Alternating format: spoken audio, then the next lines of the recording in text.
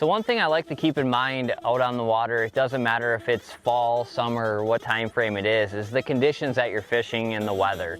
You can see out here today, it is super slick, calm, and it is very quiet down there, I'm sure, and also up here. And I like to match the presentation, that type of action, when you have conditions like that. Right now I'm using this little curly bones. It has just a very little subtle action tail on it. And so what I mean by that is I want something that is very quiet, more lifelike. That fish right now is not, wanting something more than likely that is super loud and annoying. And a lot of times what would happen when it's this quiet is a lot of times you probably will scare majority of the fish.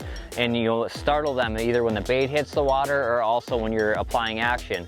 So right now when they can use their senses the highest, there's literally no motion right now, just that little bit of natural action, small presence in the water, a lot of times is gonna get you more bites than those high action baits.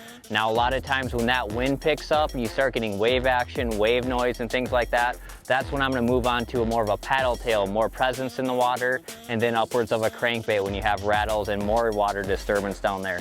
But when it's this dead still, a lot of times, very subtle actions often shine through. Thanks for watching. Hit the subscribe button and click on the bell to stay up to date with the latest tips and techniques to help you get the next bite.